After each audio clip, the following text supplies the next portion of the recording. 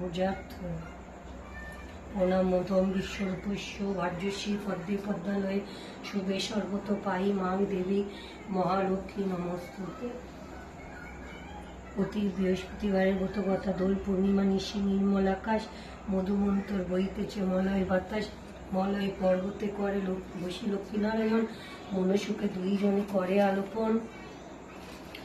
বিনা করে হেনকালে নারদ মহামুনি, ভক্তি ভরে উভয়ের প্রবণিল তিনি।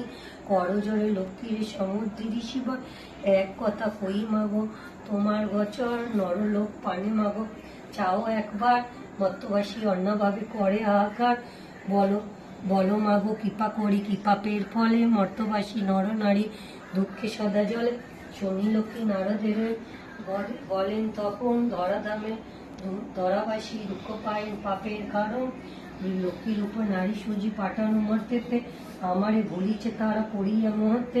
লজ্জা আদি গুণ যত রমণীর আছে, ক্ষণিক সুষের লাগি বর্জন করিছে। স্বামীরে না মানে তারা, না শুনে বচন, ইচ্ছা মতো হেতা সেতা করিছে ভ্রমণ। অতি গিয়ে এই রূপে পাপের আঘাত, অচলা হইয়া সেটা থাকি কি প্রকার। শুনিয়া নারদ বল বিষণ্ণ বদনে, কি রূপে প্রসন্ন তুমি হবে নারীগণে। কি রূপে পাইবে তারা তব পদ ছায়া, ওগো দয়া মনি তুমি না করিল দয়া।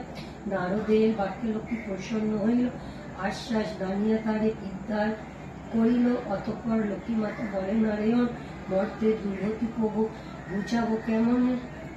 শুনিয়া লক্ষ্মীর কথা বলে নারায়ণ, অস্থির ও না দেবী স্থির কর্ম, আমি যাহা বলি তা স্থির রেখো মনে।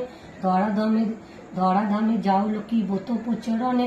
নারায়ণ বাক্যে লক্ষ্মী আনন্দিত হয়, লক্ষ্মী ব্রত প্রচারিতে ধরাধামে যায়। বিদ্যা বিজ্ঞানে বেশি ভূমিতে লাগিলে, সহসা অরণ্যের বিদ্যারে দেখিয়া লক্ষ্মী জিজ্ঞাসিল তারে, এবার তুমি কি কারণ এসেছো কান্তারে। শুনি